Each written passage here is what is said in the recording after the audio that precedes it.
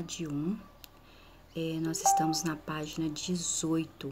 Outro problema que a epistemologia estuda é o dos limites do conhecimento. Dito de outra maneira, ela investiga se aquilo realmente existe. A distinção, a diferença entre o mundo cognoscível ou o mundo incognoscível. Ela examina ainda a tradicional questão da origem do conhecimento, assim como por meio das quais faculdades alcançamos esse conhecimento e se esse conhecimento realmente existe. De fato, a priori, conhecimento humano. O conhecimento é tido como um conjunto de informações existentes sobre a natureza das coisas e seus fins. Essas informações poderiam ser adquiridas por meio da observação, da imaginação, da interpretação e a experimentação. É uma adequação do sujeito ao objeto. O que conhecemos das coisas ou dos objetos depende dos nossos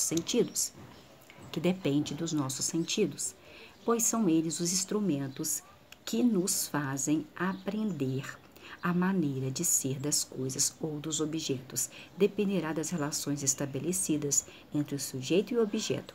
Qual o significado este tem para a vida dele e a importância de ser notado pelo indivíduo, conhecer o mundo e dar significado e sentido ao mundo.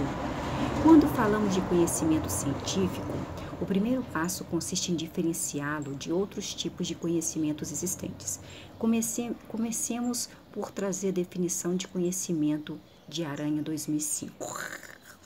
Conhecimento pode ser definido como apreensão do objeto pelo sujeito. Todo conhecimento, portanto, pressupõe dois elementos: o sujeito que quer conhecer o objeto e o objeto a ser conhecido. O sujeito que quer conhecer e o objeto a ser conhecido, que se apresentam dentro de uma relação. Isso equivale a dizer que o conhecimento é o ato, o processo pelo qual o sujeito se coloca no mundo, e com ele estabelece uma ligação. Por outro lado, o conhecimento é possibilitado pela experiência do que se oferece a um sujeito apto a conhecê-lo. Só há saber para o sujeito cognoscente se houver um mundo a ele a conhecer. Mundo este do qual ele faz parte, uma vez que o próprio sujeito pode ser objeto de conhecimento. Devemos ainda ressaltar que a relação de conhecimento implica transformação, tanto do sujeito, também do objeto. O sujeito se transforma mediante ao novo saber, e o objeto também se transforma, pois o conhecimento lhe dá sentido. Aranha 2005, página 99 a 100. A autora enfatiza que o conhecimento ele é o resultado da relação entre os dois objetos a serem conhecidos, podendo fazer parte de uma determinada cultura e ser transmitido por gerações posteriores. Parra, Filho e Santos, 1998, trazem dois exemplos de conhecimento. O do camponês, que livre de conhecimentos mais profundos sobre a agricultura, sabe o momento correto de semear a semente, de colher seu plantio e de cuidar da sua terra. E aquele que conhece, aquele que busca entender sobre o processo, fazendo uso adequado da tecnologia, utilizando-se de maquinário e seleção de sementes. Mesclam-se nesse exemplo dois tipos de conhecimento. O primeiro é o conhecimento onde o camponês é livre de conhecimentos. Ele, mais profundos da agricultura, vai lá e planta, tal, do jeito dele. Que esses dois tipos de conhecimento, o primeiro tipo é o vulgar ou popular, geralmente típico do camponês, transmitido de geração para geração por meio de educação informal e baseada em imitação e experiência pessoal, portanto, empírico, de experiência e desprovido de conhecimento sobre a composição do solo, a composição das causas do desenvolvimento das plantas, da natureza, das pragas que vêm nas plantas, do ciclo reprodutivo dos insetos. O segundo científico é transmitido por intermédio de treinamento apropriado, sendo o conhecimento obtido de modo racional, conduzido por meio de procedimentos científicos, visa explicar os motivos e como os fenômenos ocorrem na tentativa de evidenciar os fatos que estão correlacionados numa visão mais globalizante do que relacionada com um simples fato. Uma cultura específica de trigo, por exemplo.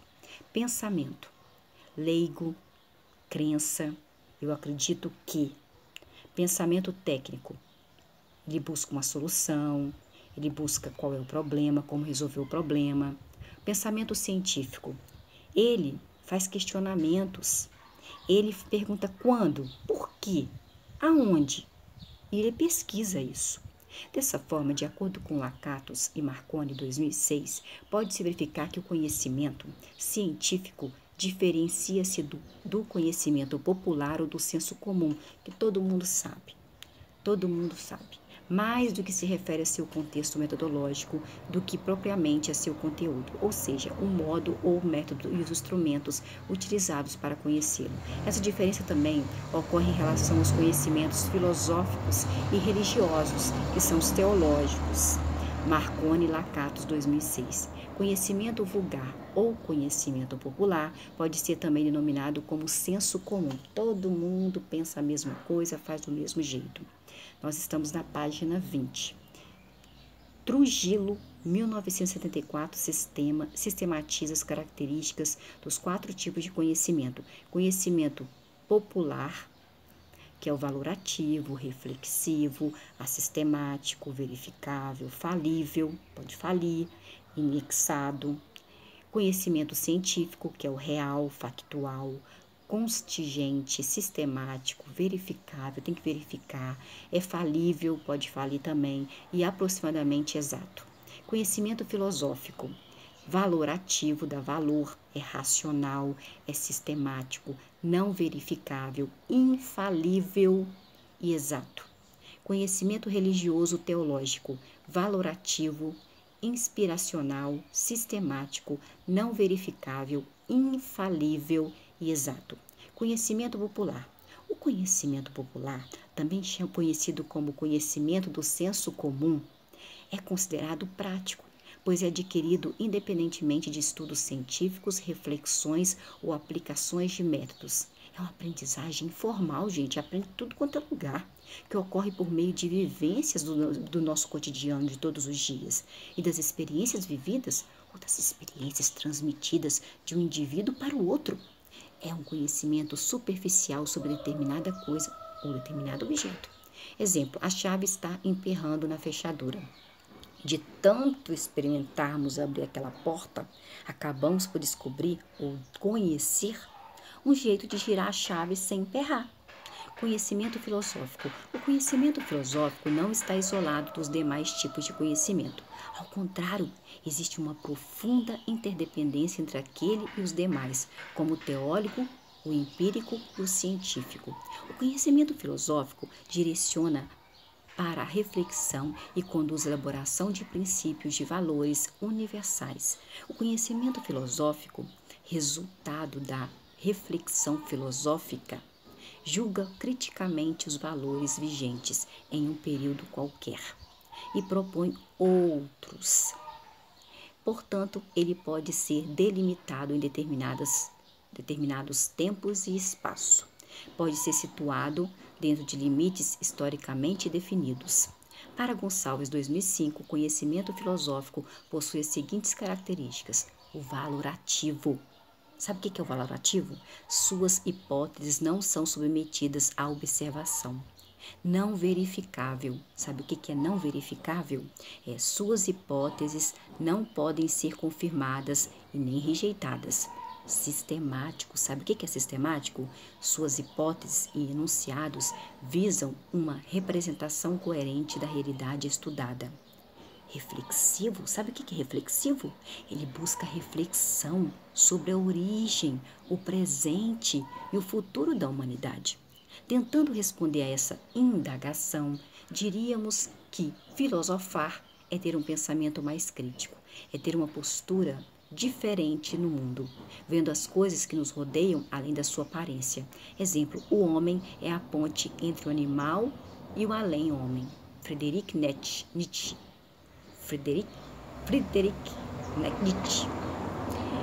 Nós estamos na página 21. Conhecimento religioso teórico. O conhecimento religioso, ele é baseado, gente, na fé, na crença em algo superior, em Deus. um divino, Deus é divino, porém provém das revelações dos mistérios ocultos ou até do sobrenatural. Interpretados como mensagens ou manifestações divinas, ele apresenta respostas para questões que o ser humano não consegue responder com os demais tipos de conhecimento. Exemplo: acreditar que alguém foi curado por um milagre, acreditar em doentes, acreditar em reencarnação, acreditar em espíritos e outros. Conhecimento científico. O conhecimento científico prende-se aos fatos, ou seja, tem uma referência empírica de experiência. Procura alcançar a verdade dos fatos e dos objetos, utilizando-se de pesquisas metódicas e sistemáticas da realidade. O pesquisador classifica, compara, aplica métodos, analisa, sintetiza, extrai informações do contexto social ou do universo e formula princípios e leis que estruturam o conhecimento universal.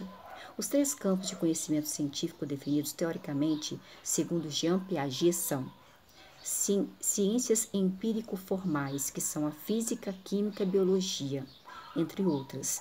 Ciências formais, a lógica, que é a matemática.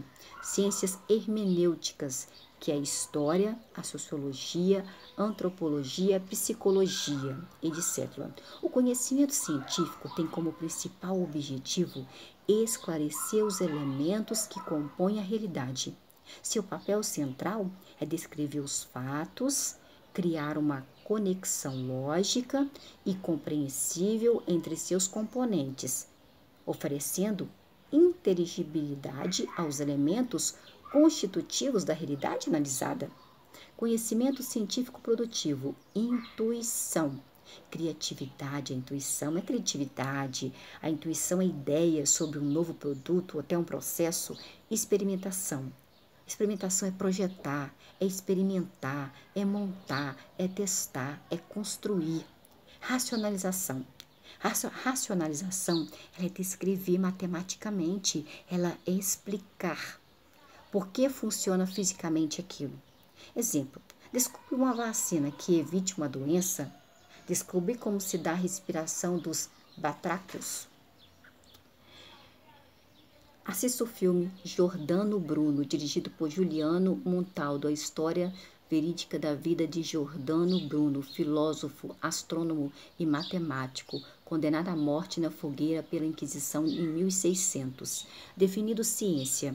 Página 22. Etimologicamente, o termo ciência vem do latim escientia, que por sua vez provém de escire, que significa aprender ou conhecer.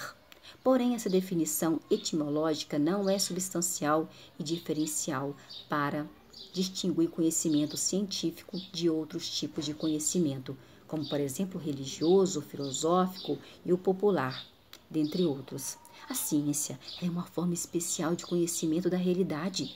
Trata-se de um conhecimento racional, portanto, reflexivo, sustentando numa lógica racional. A ciência é popularmente definida como indicam Goody e Hatch, Apud, Trujillo, 1974, como um acúmulo de conhecimentos sistemáticos. Pode-se afirmar que a ciência é um conjunto de informações sistematicamente organizadas e comprovadamente verdadeiras a respeito de um determinado tema. Contudo, existem muitas maneiras de pensar, muitas maneiras de organizar os estudos, de comprovar os estudos.